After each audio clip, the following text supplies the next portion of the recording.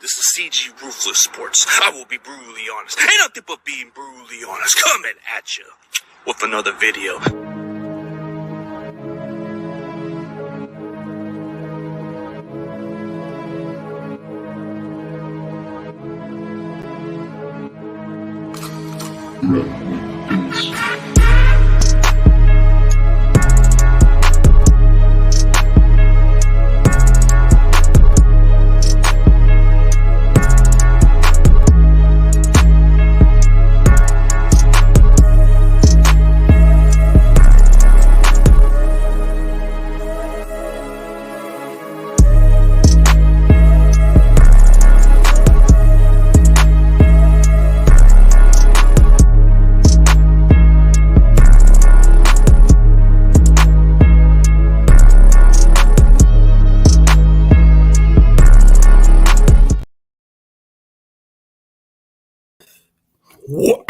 What's up, everybody? CG is back with another live stream.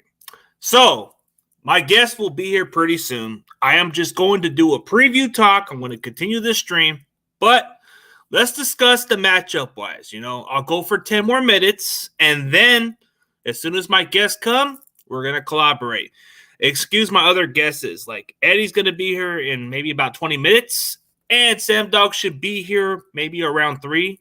So we'll be okay. I'm just going to go with the watch hours here. But we're going to discuss this matchup, and we're going to talk 49ers versus Seahawks. This is a preview. This is something that I was supposed to talk about. But the matter is I'm here, and we can discuss the matchup-wise. So, okay, so this is a rivalry, This is a close game. This gets competitive. Records out the window. It doesn't matter how good you are. This is a short week. You're playing in Seattle, a stadium that you have a hard time playing at. So the Niners definitely have some momentum, but there's a roadblock. There is a roadblock, and that's in Seattle. And if we can get past that roadblock, we can clinch division just like that. But we don't know what's going to happen. So we're definitely looking forward to this game. It's going to be very competitive, maybe a lot closer than people expect it to be, or maybe it's just meant to be a blowout. We don't know. Because the other week when we played them, like early in the season, we blew the crap out of them. So I don't know. The problem with Seattle that I've noticed about lately is their run defense. They've given up over 200 freaking yards a game. That's usually something the 49ers do really well at. So they should be able to get about close to 200 yards rushing, be able to kill the time of possession. But what does Seattle do really well? If they're on the field, they have some good receivers. I've never underestimated their receiving talent. Like Geno's actually looking a lot better than his previous years. You got to give credit where it's due. Because Geno Smith, despite what everybody thinks of him during his time with the Jets or the Giants or the Chargers, whatever teams he was playing with, dude, he's actually turned his career around. And I don't know if Seattle is even planning on retaining this guy, but it wouldn't be a bad idea to just bring him back to Seattle for a reasonable contract. And then maybe, as an outside looking in, you can definitely get a young quarterback to learn behind Geno Smith. The fact that they're building a foundation, it's a bright future, but they're going through some struggles now because they had a legitimate chance to maybe easily get to win the NFC West. But the problem with that was, Seattle everybody had question marks. They had question marks about this team. They were thinking, wow, they're tanking and all this stuff. Everybody didn't know what was going to happen, The moment you get rid of your franchise quarterback, it just told me something differently. Then you got rid of one of your best tacklers and some of your other best players. It gives me a sign that you guys are rebuilding. And usually that takes some time. But early in the season, you guys have actually outperformed than expected. Without even Russell Wilson, and you guys got loads of draft picks, man. That's kudos, man. I hate to say it, but that's kudos because now you're building a deep roster. You guys are not far from behind to be very competitive again. I think the fact that you guys are competitive this year speaks volume. I mean, I thought you guys were going to fall apart. I thought you guys were just going to be like those guys that get beat over so many other ways, But for whatever reason, Pete Carroll just knows what the hell he's doing. Whether some of you Seattle fans like it or not, you got to give Pete Carroll some credit, man. He knows when to change up the team. Sometimes it's an unpopular decision that kind of turns the team around. Because sometimes if they make the unpopular decision, it doesn't mean it's a bad move. I mean, Bill Belichick's been doing this for years also. So you have to look at the fact that Pete Carroll's been in this business for so many years. And when he knows it's time to move on, it's going to be something that you might be questioning about. But you shouldn't be questioning Pete Carroll's type of moves. But as an outside looking in, Seattle is just they're just building something for next year that can be very competitive. But this year, the fact that they're in this mix tells you that they're really going to be very competitive next year. But this year, they have a chance to make a wild card spot. But we can't get too ahead of ourselves. The fact that we're on a 6-game winning streak means absolutely nothing. Okay? So we're on to our third-string quarterback. We're on a hot streak. We've been playing great football since the fact that the Chiefs beat the brakes out of us. Since the Chiefs beat the shit out of us, we've been waking up. We've been pissed off. We've been playing with different urgency. We've been playing better football. We've been running the ball effectively, solidly good at times. And there's been moments where we did pass the ball more than expected, and we won games. Jimmy Garoppolo, when it came down to it, man, everybody was questioning how far can we go with Jimmy, and then he gets injured, and then we're on to our third-string quarterback, and then our third-string quarterback is one of those last picks in the draft, and everybody was wondering, is our season over? Are we going to go any further with this kid? And everybody just was kind of being skeptical about it, including myself. I was being skeptical because I didn't know what we're going to do. Because Jimmy Garoppolo, despite what everybody thinks of him, he wins games. And you look at the rest of the guys, without Jimmy G, Shanahan has a terrible record. The record's on the pudding. We haven't succeeded without Jimmy G. And we're hoping that Brock Purdy is the solution. I like what I've seen from those 2 games. Even when he got in against the Dolphins, it kind of gave me some confidence. It kind of gave me some hope there. But when he got to play against the Tampa Bay Buccaneers and played exactly the way he's supposed to play, he played a lot better than expected. So I got to give credit where it's due. Most teams that have quarterback injuries, their season's over. They're struggling. Unlike the Niners, dude, we're on to our third-string quarterback, and we're still winning football games. We're 9-4 for a reason because we have great depth. Our defensive line, we've decimated with some injuries, but we found some quality depth that can step in. Cornerback injuries, we got some quality depth that step in. We lost Emmanuel Mosley for the season, but we got Diamado Lenore, who is hungry, who is up and coming, who's actually making a case to be our starter maybe next year. He hasn't looked too bad. And then you look at the rest of our linebacker depth. Okay, some of our key starters were out for a while. You had Dre Greenlaw out for a little bit. You had Al-Shaair out for a while too. But you had Flanagan Foles and Oren Burke step in. That's solid depth right there. And we won some games without some of our linebackers. And our D tackle depth. Kevin Givens actually stepped up and produced. Hassan Ridgeway, whether he did good or not, he did okay. We've got some good quality depth. So it's always that next man up. It's always part of what makes you win football games. You look at the New York Giants. They had the most devastating injuries when they went to the Super Bowl that year. 2011, they were decimated with injuries. They had a lot of quality depth that stepped in and won their Super Bowl. I'm not saying it can be exactly what the Niners are, but you look at the quality depth they got. It's kind of exactly how they've overcame it.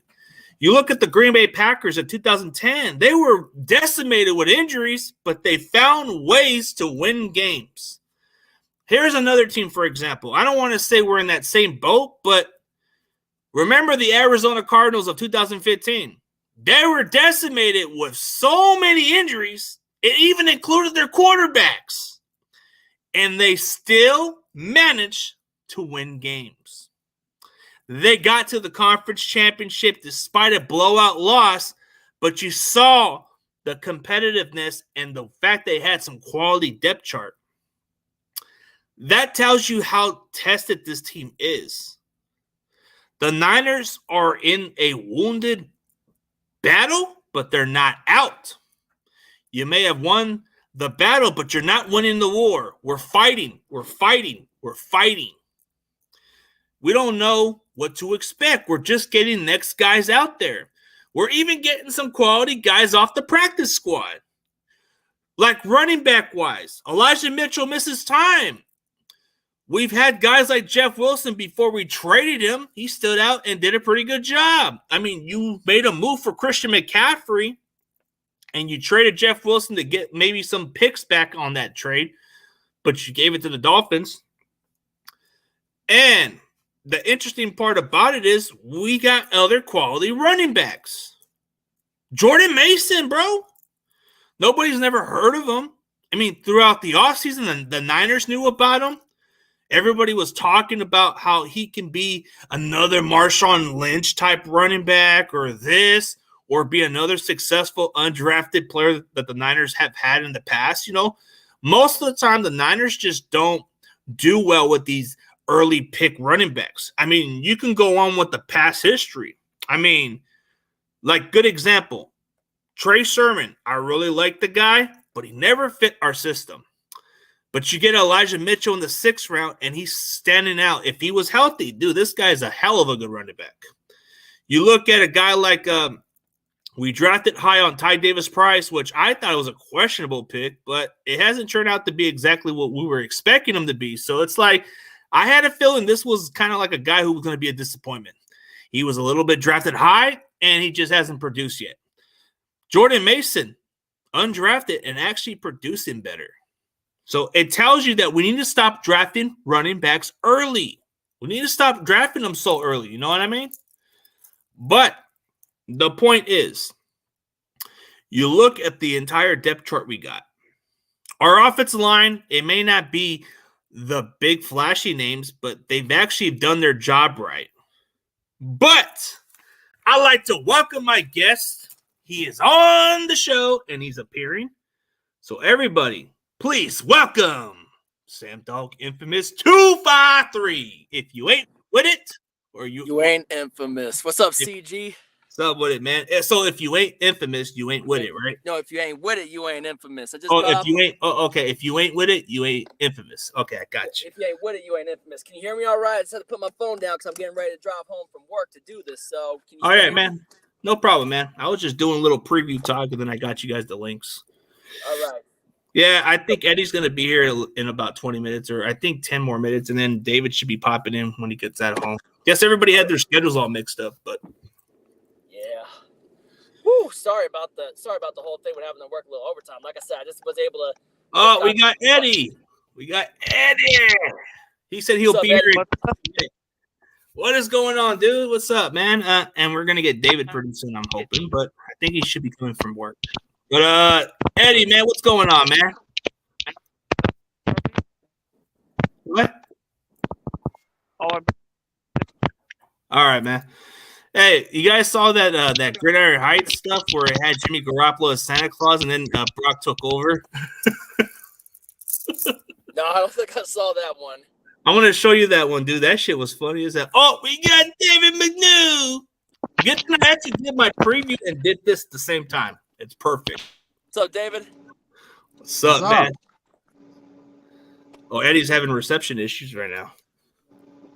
He should be coming. Like I said, I'm just driving home from work, so I also got to focus on the road too. But I can still talk from up here. Just want to be sure y'all can still hear me. Yeah, I can hear you. Let's discuss let's discuss the matchup wise of how you feel. I mean, I know it's been frustrating the last few weeks for you, Seattle. You know, it's like since that Germany game, you think you might have left your entire team out there or no? Well, probably, especially with how bad we were against the run. So run defense has been the most frustrating factor of those losses to Tampa, to the Raiders, and then it was still frustrating, obviously, even with our win over the Rams. But it's definitely one thing I definitely want to see get rebuilt over time when we enter the offseason, especially in free agency and the draft. I know that you guys have made some solid moves in the offseason, but the fact that you guys were moving on from Russell Wilson, and you got boatloads of draft picks, man, that does speak volume for the future, you know? Yeah, right, draft-wise, especially with having what could potentially turn into the number draft.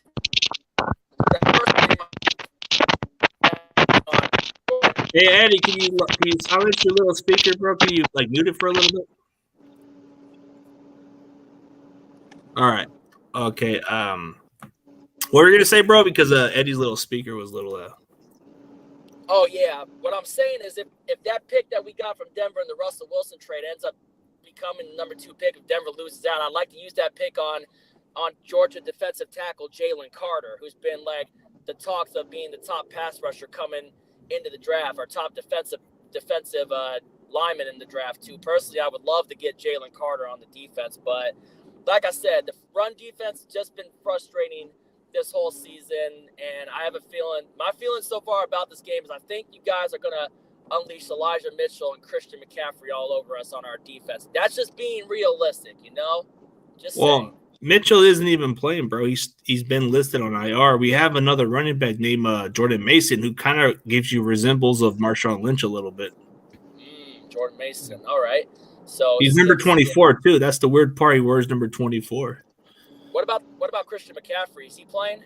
Yeah, he's gonna play. I think we're supposed to activate Tevin Coleman on also because of the injuries, and as far as all that, let's see what Eddie's got to say. I know he's got something to say, and I'm pretty sure one of you guys are going to the game.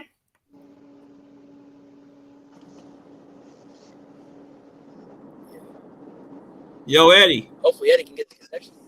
Eddie, you there, bro? Yeah, sometimes connection issue. Sometimes receptions is a joke, man. Sometimes depends on where you're at. But David, how do you feel about this matchup, man? The Seahawks are always a thorn in our side. I think Dion said it right. That pimple on your back that you just can't get to, you know. This goes back a long time to when they joined the division, and I honestly don't know what our all-time record is against them. Seattle just has a better winning record. I think they have 31 wins or something, and we only have almost 20 wins against them. Yeah, it's 30-something. I have to pull up on the Google a little later what the all-time record is. Yeah, the all-time record isn't good for us because you guys have dominated us. So I'm not gonna be like some other fans. I'm not gonna be like how those Rams fans are kind of delusional and bitter about this. I'm gonna acknowledge the fact you guys have dominated us for quite some time, and we've had times. A lot of these other fans, like the Rams, they can't accept being dominated.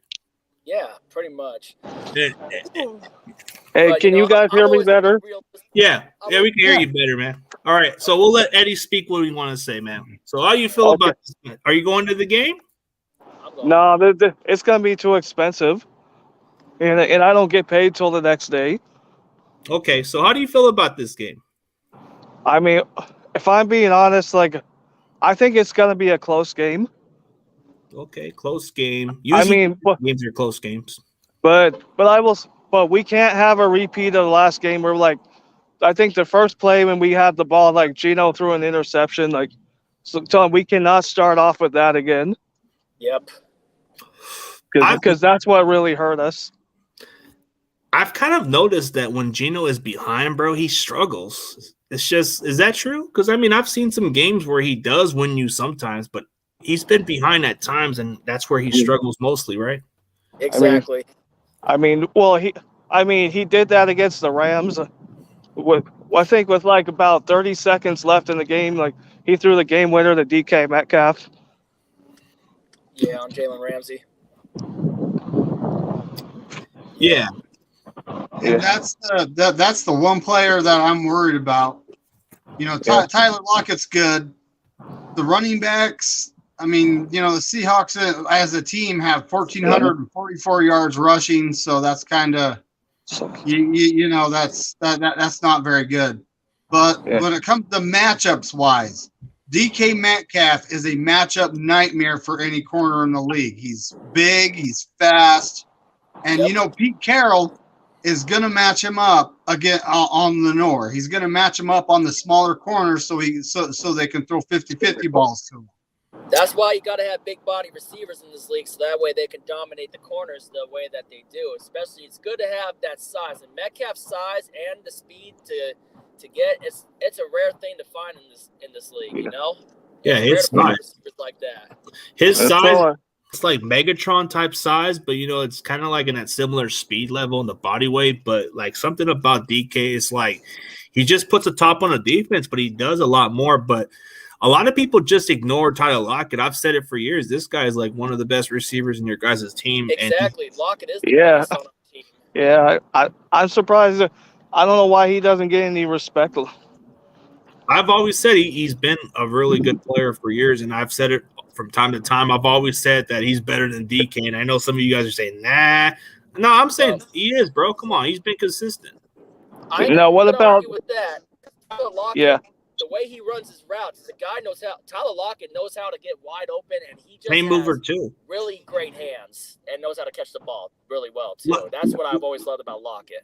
Like for Lockett, okay, I'd rather have 12 catches for 120 yards than have at least 4 big plays from DK Metcalf. At least I'm getting consistency from somebody like Lockett, Yeah, Lockett just stays very consistent. That's the thing I love about Lockett. Because if I need a first down, I can always count on a guy like Lockett. But speaking of the receivers, okay, Debo's going to be out until maybe the Raiders game, so he might play against the Raiders, but he won't play this week. So you guys are going to have to focus on trying to cover Ayuk and Juwan Jennings. Juwan Jennings is another guy. He's kind of like Kittle, but you're going to deal with a poor man version of DK Metcalf, more of a blocker, but he's a big body guy. You might have to deal with number 15. But from the looks of it, you might have to focus on Ray McLeod, man. This guy is another guy we got. And then we got Danny Gray, who might just get some more reps now. He's got some speed. Kind of like how. What about the quarterback situation? From what I heard Purdy had some issue with his ribs and whatnot. Is he still going to be able to play tomorrow? From what I heard, that it's only soreness from the injury, so it seems like he should be fine. But if he doesn't, then they got Josh Johnson. But what's going on with your running back situation? Is Kenneth Walker kind of considered questionable, or is he kind of ruled out for this one?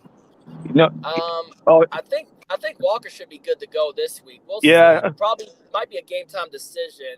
Him and DJ Dallas didn't play last week, so I wouldn't be surprised if he didn't play again. But I think they were holding him out just to get him ready for Thursday. So if he plays, then I think he's gonna play. Personally, I think he's gonna play. I read the injury reports. It says that I think they've been cleared to go. It's just we won't have Al Woods on defense. Oh, yeah, that's like one of your run stoppers. And plus, I don't know who can step in, but when you look at the way Seattle has struggled against the run, so is losing Al Woods going to be more of a devastating blow for your guys' defense? Yeah, and possibly not having Shelby Harris as well. Ooh, dude, I don't want to sound overconfident, but do you really believe it's possible that we might run 200 yards on your guys' defense? I wouldn't be surprised. That's me being realistic. I would not be surprised if you guys unleash Christian McCaffrey or that other running back that you're talking about on us. Jordan Mason. Our run defense is our biggest weakness of all, and you've heard me express it on my on some of my previous videos. So I will be realistic and go out and say I would not be surprised if y'all rush 200 plus yards on us. Just saying. Oh yeah. And I will say, look, me and Samdogg were there last year when Kittle went off on us. Hey, you guys had a good time there. But speaking of it, man, like early in the season, you guys were looking very competitive. You guys had a good chance to maybe get in the mix for that division. But now it's kind of like flipping sideways now. Yeah, I mean, obviously it was looking great in that month of October. But then again, then just taking on the actual competition like you played the Tom Brady's and then just getting some of the injuries it really derailed us big time on that one. But I always had a feeling like I wasn't gonna get overconfident about winning the division and all. Like, I was never overlooking you guys or anyone else in this division, knowing that with how good you guys are, because you guys have like the number one scoring defense from what me and my dad were recently talking about back on the phone a little bit back. We got a train coming, so I'm good to show my camera for a little bit. I'm on my way home, but yeah, like, your defense to me is the best defense in the league. So that's why I think you guys are gonna probably dominate us, and we're gonna probably struggle a lot with our running game and our passing attack, especially with the way, because you got Nick Bosa and you got Greenlaw and that pass rush. Though, it's like, I think that you're really gonna send that pass rush after us big time. Oh, dude, without a doubt. I mean, even with Bosa, then we got Greenlaw at linebacker, bro. Everybody's forgetting about Fred Warner. Everybody's forgetting about Fred Warner now because everybody's talking about Dre Greenlaw, bro. I've been preaching about Dre Greenlaw for a couple of years, bro. I said, don't sleep on this kid. This kid is for real, bro. He's kind of becoming his own player, and I'm glad everybody's starting to pay attention to Dre Greenlaw now. Don't get me wrong. I like Fred Warner. Number 54 is my favorite number because I played that number before. But I think number 57 deserves all the respect, bro. He plays this game at a high level. Yeah. No, is Nick Bosa playing tomorrow? Because I heard he sat out last game with a hamstring injury.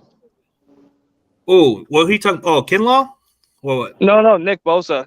Oh, no, he should be good. They're just limiting him. They're just being cautious with him. They're just trying. It's just like the way they're being cautious with our running backs this week too, with Walker and Dallas. Yeah. Like, Bosa's going to play for sure. You're not going to expect any Debo, so you'll be all right. That's one less to worry about. But what you might need to worry about is Christian McCaffrey. That's it. When you guys have Debo on that offense, he adds a whole other dimension. Just like I said, when you guys, and you remember me telling you this before about McCaffrey, that when he first started out with you guys and he started just going that, I said McCaffrey adds a completely different dimension to your offense as well.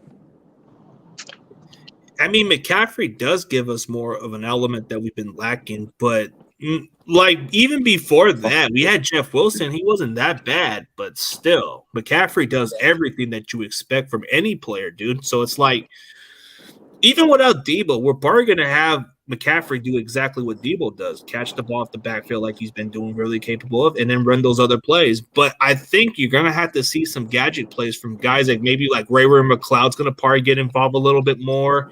You might see some Danny Gray, which I've seen. He made one catch against the Bucks on a fourth down play, so there's maybe some glimpse that maybe we might throw in some deep shots with Danny Gray now. Yeah. Ooh, I mean, like, Kyle Shanahan, for you guys, definitely knows how to get the best out of. Granted, with the injuries, he gets the best out of the offensive weapons that you guys got, even with the guys that are stepping up for the players that are injured. You know, it's like, that's one thing I can respect about what Kyle Shanahan does with your offense. Ooh, I'm looking at a nice Audi R8 right now. Yeah, so how do you feel, David? Well, right now I'm feeling like our defense is playing very dominant. That R8. See that R8? Yeah. Our offense has been doing okay, yeah. I see that all right. But I mean when it comes down to it, it's all question mark. Like, Seattle does do one thing good, and they actually, I believe, have the number one special teams unit in the league.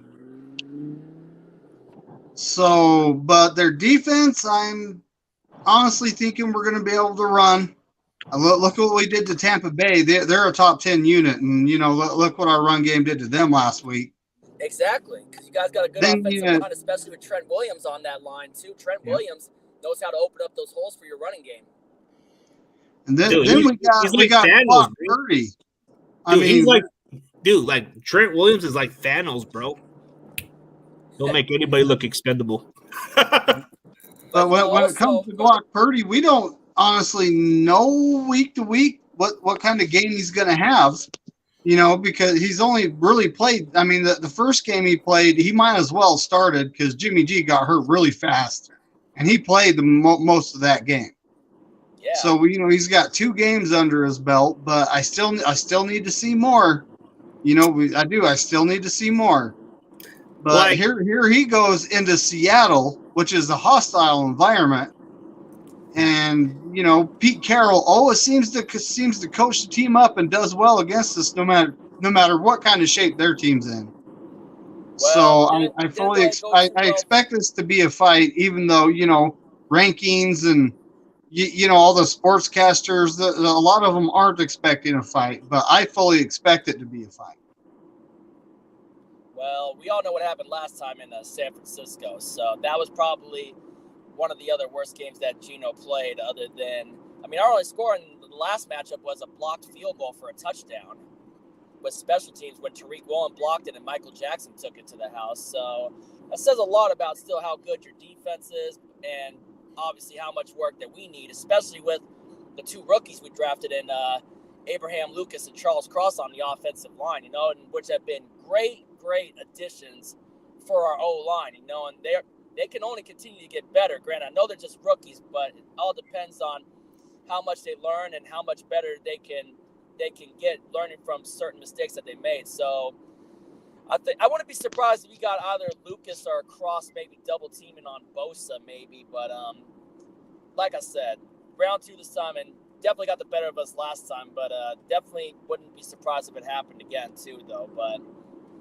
yeah, definitely a couple of guys to look out for in the future for our offensive line is Cross and Lucas, with how well they've looked as rookies too. Yeah, I've actually am impressed by Lucas. I thought he had some really good skill. I've seen some of his film, and I thought Lucas out of our own backyard. He went to Washington State. No, but he was really good. Like, he held his own, and I think he was a 2nd or 3rd round pick, right? 2nd round pick. Yep. Okay. We got him after the Kenneth Walker pick. Okay, so that made sense to get him and then get a running back. But yeah, Cross is pretty good too. You expect that from all rookies, but both Mike Leach guys too. May he rest in peace. May I mention Mike Leach died a couple nights ago, so I want to say R.I.P. to the late former Texas Tech coach, former Washington State coach, and Mississippi State coach. Which, when Pete Carroll was drafting Abraham Lucas and Charles Cross, the first person he was dialing up was Mike Leach. Mike Leach was he was an innovator on offense, and guys like Michael Crabtree still was thankful to this day. Like, even Crabtree threw a tweet about him, like rest in peace or something, or prayers.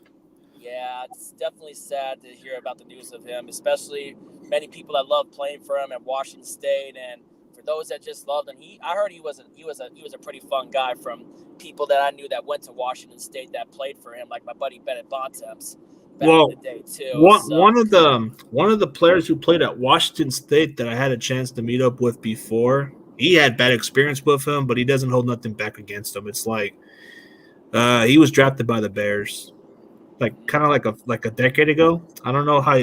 Marquise Wilson. Yeah, there you go. Yeah, I knew Marquise. Yeah, he's a good friend. He's a friend of mine. He's from the Central Valley, but he comes from he told me he just didn't enjoy him as much. Yeah. But he owes nothing personal. He just felt like he needed to get out. Yeah, I remember that. He left early, and then he got drafted by Trestman in the Chicago Bears in 2013. Yeah.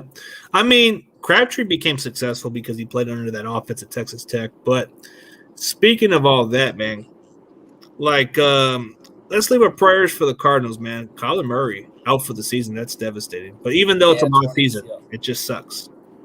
Torn ACL. That's hard to go. That is definitely hard to recover from too. I know from my experience, because remember, I tore my ACL in 9th grade on the only Saturday practice. I took a blindside block from my buddy Keith Walker. I remember on kickoff team, and then I had a hard time getting up from that. And then just the surgery. It's tough to recover from that. The only injuries I've ever had in football was either multiple concussions, but I never had to get checked in. I remember I was blurry vision. I knew I was playing, and everybody had to check if they had somebody check the light, and everybody say, "Oh, you're good." And there were symptoms back then where they didn't even check in deeper, But I still was on the field. Played through fractured fingers, which I still have fractured fingers from blocking or cheap shotting people. I even got into some physical fights on the field too. And I've actually got ejected for being too dirty because I didn't really give a crap about the other teams. I said, dude, I'm here to fucking play and knock the shit out of you. If you don't like me, oh well. And that's what most of my teammates enjoyed about me was I was always the guy that never backed down from the field. That's the way it goes. That's part of the game. Dude, even one guy tried to drag my helmet off, but I pulled his helmet aside and just tossed it up and say, man, don't do that shit again to me again. And I got flagged for that because I wasn't playing around. I was on defense, too. That's crazy, man. That is insane. Dude, busted nose a little bit, too. And then I've actually had some my ankle was fractured here and there. But I'll tell you what, playing football is fun, but it gets too physical. But I think the rules of the game is lame, bro. You can't even sack a quarterback like the way you used to. Yeah, exactly. Yeah. Especially like the way in the 80s. Let's see. But you probably saw how bad Russell Wilson's injury is. Oh, like how bad of his injuries? I heard he was injured. See the thump on his head after that A concussion, and if you saw that picture, he has a bump on his head. Damn. Wow. Yeah, the bump was gnarly, man. I think Denver got the rip off of that trade. I think they might need to try to get rid of him as soon as possible, bro. I think that was the dumbest move by them to give him a contract Especially extension. to pay him before he played a single down for that team, too. That's exactly what I'm saying. When they did that, me and my dad kind of had the thought. They should have just waited until after the season to pay him. To see what he can do. Yeah, like, dude, you had like maybe what his remaining contract was 2 years. You could have at least seen what he could do for 2 years, and then if he does well his second year, give him an extension. But it was stupid. Yeah, pretty much. Yeah. What's up, Edward? What's up, everybody? I mean, I think I would have said, this offseason would have been the year to pay him. Yeah, but he hasn't looked good, so I think it might just come back to haunt him now. It's like all offseason, that's all we were hearing about. Let's ride. Let's ride. All right. Hey, David, so who's your player to watch this week going into this game tomorrow night? My player would be Jordan Mason. Because, I mean, the kid's averaging over 5 yards a carry. And at this point, we don't need to be riding Christian McCaffrey so hard. We need to split the load. And he's a bruiser. So it's time to start running Jordan Mason. Yeah, I think he's a good X factor, if I'm being honest. Like, that dude is like he's kind of like somebody I've told you about, undrafted, and comes from Georgia Tech, and everybody compares him a little bit to Marshawn Lynch a little bit. You'll see who he is, bro. You'll see who number 24 is. You're going to see this guy. You're going to say, oh, crap, he reminds me of somebody. Yeah.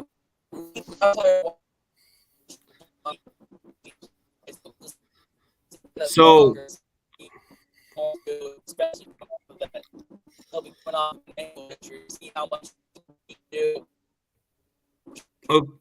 okay, for my X factor of the Niners, it's got to be Juwan Jennings. I think after Debo's out for this game, he has to step up and make some more catches than expected. So he's going to have to be like a lot better than expected because Debo's gone. That does give Jennings more targets. I know Ayuk's going to have his moments too, but I think Jennings is going to have to be the more important factor of this offense, especially on third downs and especially in the red zone.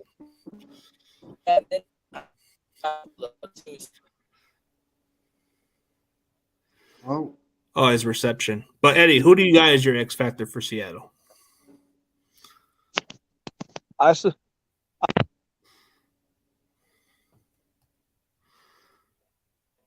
What's going on? I guess reception is terrible in Washington. Huh. This better? Yeah, it's fine. Okay. I'd say DK or Tyler Lockett. Okay, so it has you don't want to leave an open hole for Kenneth Walker to run.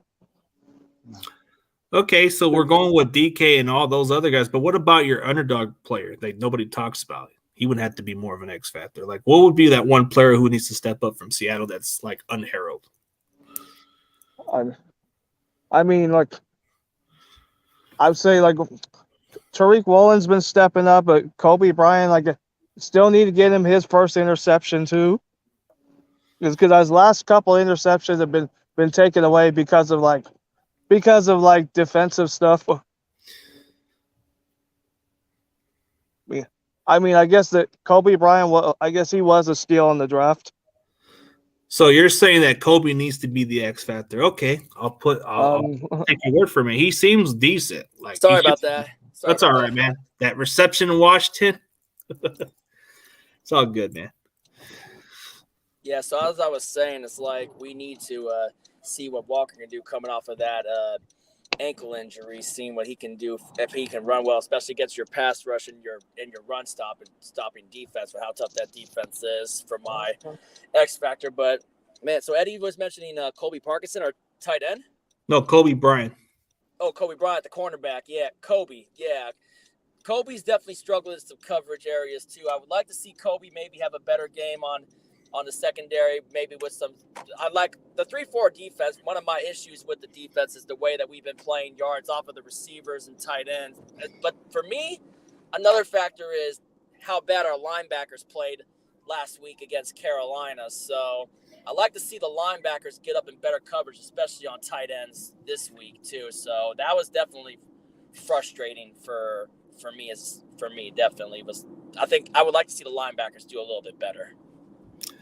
Yeah, that's going to have to be something we might have to test well, especially throwing some screen passes to McCaffrey. That might be where your linebackers might need to step up their game a little bit. Exactly. The screen, especially on the screen passes too, because Carolina was gassing us with those screen passes to Hubbard and Foreman and whoever that other third running back was. So the linebackers to me are also going to be what I need to see improvement from this week too. Granted, I know it's going to be tough with how good that offense is, and basically with the other flaws that we have on defense that, like I said, we need to fix this offseason. So, okay, there's another content creator who happens to be on the show, and he's been saying that for Seattle to get somebody to help their defense more, he thinks getting Will Anderson is more important than getting Jalen Carter. Disagree or agree? Well, I've heard good things about Will Anderson, but Jalen Carter to me is the top dog. I think Jalen Carter's the top dog. I would say get Jalen if we end up with the number 2 pick. Like, what do you think, Eddie, for the future perspective? Do you think Jalen Carter's a better pick, or do you think Will Anderson is? I think I'd rather go with Jalen Carter. That run defense has to improve, and you have to beef up. And plus, Al Woods is like 35 years old. He ain't getting younger, so you might need to replace him at this point of his career. I think Al might retire. I think Al's coming close to retirement. And then looking at your guys' secondary, it's young, it's promising. There's a little room for them to improve, especially Tyreek Woolen. You guys haven't had a tall, lengthy corner like that since maybe Sherman and Browner. Those were like your big corners. But, I think the one that concerns me more on the matchup wise, like I think what we need to step up on the most is like we got to throw in those passes pretty quickly. And maybe that's where maybe your secondaries might catch on. Maybe that's where Tyreek Woolen or Tariq. It's Tariq. It's pronounced Tariq Woolen. Maybe that's where you might catch on, but maybe not. We'll see. But I think the one flaw that you guys might expose on is maybe getting pressure on Brock Purdy. But he kind of shows that he can take the pressure just fine. And that's where I want to see us get a pass rush, especially because we're not getting enough pressure on opposing quarterbacks. And I've been saying it, like I said, it's like I want to see our pass rush be. When we were winning those games in October, we were getting good pressure on the quarterbacks. Like you saw what we did to Kyler Murray twice. 6 sacks in the game in Seattle and 5 sacks in the game in Arizona. And then, of course, the amount of sacks that we were able to hit Justin Herbert for when we played the Chargers, too. That's what I really want. I want to get back to the way that pass rush was just getting after it. But Darrell Taylor hasn't really been much of a factor for our pass rush. It just sucks not having Shelby Harris out there, too. Shelby Harris has been a great big factor for our pass rush, and want to see more out of Boye Mafe too. That's for sure. I've heard a lot of good things from that kid from Minnesota. I was actually kind of hoping we would get him, but I'm glad we got Drake Jackson because Drake Jackson to me was like a late first round talent or even maybe higher than that. But I think the fact he's on the rotation, he's done pretty still. Was he the one you interviewed before he got drafted by you guys? No, it was Spencer Burford. The one that played with Tyreek Woolen in college. At UTSA? Yep. How's he doing so far for you guys? Oh, he's from me and David's perspective, I mean, dude, he's been doing pretty solid. Like, he had his moments, but the game isn't too big for him. Like, right, David? No, that's true. The game isn't. So, I mean, so Brock Purdy is what we're talking about, right? No, we're talking about Spencer Burford. Oh, so I mean, when he came out of college, it was a small college, and he was very dominant at that college. And then he comes into us, he has all the physical tools and traits, and I honestly don't think he's as raw as the scouts thought he was. But right now, he's been getting better and better every week. He's only allowed 1 sack all season. Not bad. So he's doing pretty good. He might actually end up sliding to the right a little bit next season, but we'll see how that works out. Oh, dude, the thing that makes it so interesting, dude, is the fact that I've actually predicted, don't be surprised if this kid gets picked a little earlier than he was expected to be. And I even said to the Niners throughout the offseason, remember when I preached about don't be surprised if he starts at guard? I predicted that, and everybody in the Niners community said, you're nuts. You don't know what you're talking about. And I said, dude, he's going to start. They make exceptions. And you called it. I called it, and I even said the Lenore is going to be a dark horse. I even said Lenore is going to be a dark horse, and everybody just thought I didn't know what I was talking about. And guess what? He's doing pretty good. Exactly. Using their words now. Dude, whatever I say, it's legit at times. Sometimes I'll eat my words. Brock Purdy, I thought he was going to be trash, and I eat words out of it. But I at least give him credit now. I'm behind this. Yeah, and I know I saw you called out a lot of fans that were calling out Trey Lance too. Because I hate how they just treat this guy like crap. They treat him like he was like Kaepernick almost. That's what it seems like. But I call out the center, Jake Brendel, and what was his response? Block me on Twitter. Bam! Got under his feelings a little bit. People always just get in their feelings. Yep. Next time I'll call McGlinchey next time, but speak a little truth sometimes, and people lose their minds. Yeah. Well, I mean, so you guys actually got a defensive end that I was wanting us to sign, and this is before the Drake Jackson pick, which the guy's a beast. Talk about Mafe. Was it Uchenna Nwosu? Uchenna Nwosu, yeah, Uchenna Nwosu. Oh yeah, the one that came from the Chargers. Nwosu's close to 10 sacks on the season. I'll tell you what, I remember my first impression of Nwosu was when he had the game-winning strip sack on Lamar Jackson in the Chargers playoff win over Baltimore in the 2018 season. And I remember I never imagined us getting him, but Pete loves those USC guys. And Uchenna Nwosu, you know exactly where he played his college at, right? USC. Yep, USC. I think he wanted Drake Jackson also, for what I was told. But yeah, Uchenna Nwosu, I would not be opposed to bringing him back next year and maybe giving him maybe like a 2-year deal. I would love to bring back Uchenna Nwosu for our defense. He's been a stud for us ever since we got him. I mean, he's done a lot better than what he did with the Chargers. I don't think they use him the right way. I think you guys are finally using certain talent the right way. And I'd like to give a shout out to the ex-Niner that you guys have. Goodwin, he's actually doing pretty okay. Marquise Goodwin, yeah, he's been a bright spot for our receiving core. Whenever we couldn't get like Lockett or Metcalf, when he gets open, he makes plays. I remember when you told me about him when we first got him that we were gonna love him. And my first big impression of him was when he busted out in that game against the Chargers and had two of our 4 touchdowns in that game and contributed to the win. I even said that his talent is good. He is somebody you guys are going to root for, and he can jump pretty high too. He's got them hops. He was a high jump champion, and the other times that we won a game, I remember seeing him do a celebratory backflip twice in SoFi Stadium. He did it in our win against the Chargers, and then he did it in our win against the Rams down there. I mean, that's one thing you guys might need to test on our secondaries, those deep passes. Like, to be honest with you, you might want to test that on our secondary. Yeah, but it depends on how much protection we can give Geno. And, of course, that's ain't easy going up against that boy Nick Bosa, just saying. Oh, Bosa and Armstead, man. Then you got Abicom, who's a little fast, and you got a couple of dudes. I mean, it depends, but if you put a little more time in the pocket, man, that's where you might want to test our secondary. And I guess that's kind of been the issue. Like even if you guys take a lot of time on the pocket, look what happened with Miami. They couldn't do nothing. Yeah. And then Tampa Bay couldn't do shit. And it's funny, bro.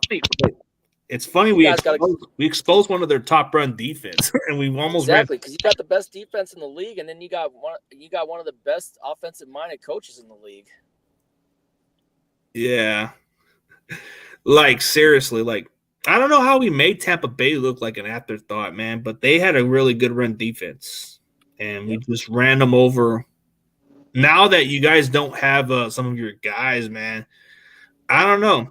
I'm not overlooking you guys. It depends on how you guys tackle. You guys might force fumbles. That might be scary, so we'll see. Yeah, it just depends on how we tackle. I mean, missed tackles have been another big issue with us during the season too. So, especially with a stud like Christian McCaffrey in the running game too. It's like I want to see us at least try. I always yell out, wrap up, and all that stuff too. So that's also been the most frustrating thing about the season is still the missed tackle issues, which I would love to see get fixed. Yeah, so can't be missing tackle like that, especially on a game like this. Yeah, you guys got to wrap up better because if you guys don't tackle, we're probably gonna get those big chunk of plays. Like you guys are probably gonna run away with it. That's my honest opinion is that you guys cover early, then you guys are gonna really blow us out. And I have no. So especially to my fellow Seahawks, just saying. So you're saying maybe there's a knock on wood, maybe? Nah. I'm not really that much. If you watch my game picks with Dallas Stewart, I know he's kind of been mixing up on his picks a little bit here and there, but I think he's kind of been like saying, "Oh God, they just ran Tampa Bay." Good. At my house. You know what, man? This is what we need to do. We definitely need to make a statement by blowing you guys out, but it's not going to be easy. It's not going to be easy with you guys, especially at your own field. It's been our disadvantage going to Seattle. But we've won our division title like in 2019 we did. Yeah, you did in 2019, yeah. It just depends on – it's going to really depend on just what team shows up on – Yeah, short weeks are always a bad thing. I will be at the game, though, just saying. Whew. Yep. All right, man. Definitely appreciate it. Hey, but I know you guys are probably going to – oh, you got what?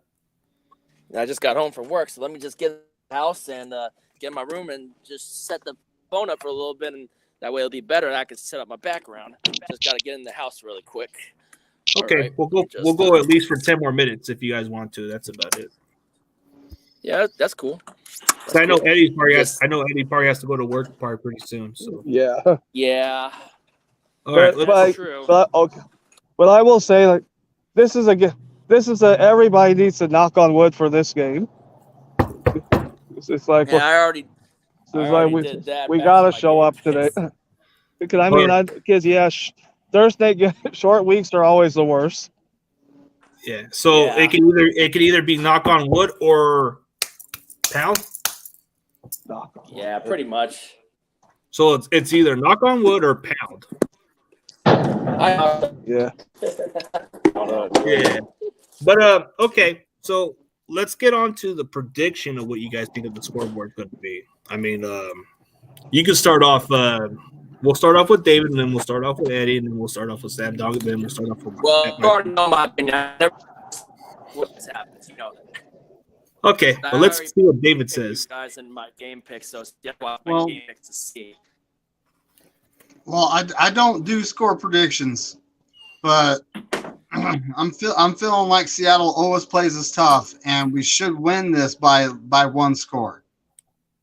Okay. Mm-hmm. So one score difference. Yeah. Okay. So Eddie. Yeah. Okay, we win this. Eddie? I say 27-24. Oh, shit. So you think maybe there's so you're thinking it's this, and then kick an upset. Okay. Nail in the Yeah, coffin. I guess you have a chance. All right. yeah, because you're gonna expect us to show up this time because I don't think it's gonna be like what it was week 2. We'll see. But for Samdogg said something the opposite. But let's see what his score prediction is. And then if anybody hasn't seen his score prediction, I'll promote it under my description for your pickups, I guess. It's only because I haven't been really. I'm not too confident in the way of the defense has been playing, especially up front. So that's the big issue. Why I think you guys are probably going to run all over us. Just saying, I expect a lot of running out of McCaffrey and that backup guy, and that other guy you talk about that's compared to Marshawn Lynch. What's his name again? His name is Jordan Mason. Jordan Mason. Yeah. So I'll definitely be looking out for a bunch of that when I'm in the south end zone. Just saying. Okay. I don't know like what kind of scoreboard. I know it sounds weird to go by scoreboards, but sometimes you got to pick your scoreboards. So for me, I said Niners 27, Seattle 13. I think you guys might only get 13 points in before halftime, and we might just have like a 14-3. I mean 14-13 halftime, and I think we start dominating you guys at the second half. I think that's what can happen. I wouldn't be surprised. Because we always have those slow starts. We always have those slow starts in the first half, and then they don't score after that. So it's like we'll see. I think it might be different if it gets hectic early. If Geno turns the ball over, it might get hectic early. Just saying. Oh, we can deflect those balls. Maybe Hufanga gets a little pick here and there, but I know it's gonna. I expect a close game, but maybe it might be exactly the way we done with the Rams. We'll see. Yep, indeed we will. Whew, gonna be back in setup. All right, so I know you guys have to party get ready pretty soon. I definitely appreciate you guys, but for anybody else who hasn't checked out Samdogg's channel, tell everybody where they can find your content and tell them where they can find you from there. All right, you guys can find me at Samdogg, the infamous 253. Just search that in there, and for my content, obviously Seahawks football, and then during the free agency, talk about all the moves around the NFL whenever I get a chance, whenever I'm not busy at work. And then from time to time, you may get some good exotic car videos because I like exotic cars too. I do car content too. And from time to time, may get a good rap concert out of me too. Definitely check out my Nipsey Hussle Victory Lap Tour video and my Ice Cube video too. So means with Jadakiss and Styles P from when I was over in New York. But yep, find me at Samdogg, infamous 253. Me and Dallas, my buddy Dallas, do game picks on Tuesdays, mostly Tuesdays. So feel free to come through, drop your picks in the comments down below, and you know the rest, right? And I appreciate the support that some of you guys have shown coming off of my homie, and make sure you keep the support going for the homie CG, man. Keep him rolling, man. Keep the boy rolling. Same with the homie David up there, David McNew, man. Glad I got to talk with you and meet you through the stream, brother. Yep. And like I said, you want brutally honest, you're not getting no sugarcoats. You're not getting no BS with me. I'm going to keep it a buck, and if I'm wrong, I'll eat my words. Not everything I say. Same here, man. That's how I am on my channel. Yep. Not everything I'm going to say is going to be perfect. So I'm not everybody's cookie cutter. So exactly. But for all those guys, if y'all ain't subscribed to Samdogg Infamous, you're doing a disservice, man. You guys got to check out his channel, and especially his reactions when Seattle struggles. You might want to get a good comedy out of it, or you might want to see how he reacts. He goes to games. He meets up with NordCam. So this guy he's kind of like a celebrity. If you guys think about it, he goes to every Seattle game. He's like that. He's kind of like more noticeable. I mean, the guy is infamous. 253. Come on, man. Yeah, interact with players too. Interact with players by the tunnel and try to get them fired up before games. And since the Seahawks won't be playing this Sunday, I gotta say, Dale's got a red zone stream coming up this Sunday.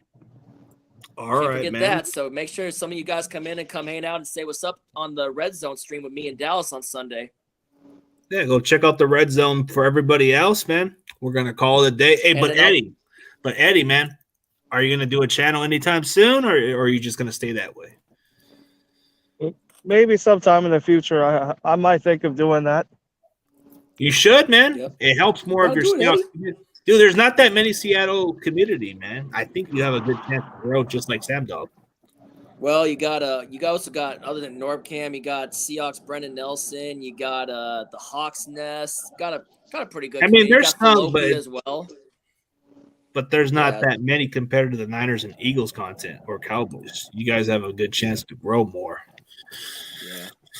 But anyway, yeah, CG. I'll also send you a link if you want to come in the stream with and chat with me in Dallas again, just like the last time too. I definitely would want to get you back in the stream again too, man. I'll let you know, man. I'll definitely let you know. I'll probably be at my job over there at that other place, but I'll see if I can hop on, man.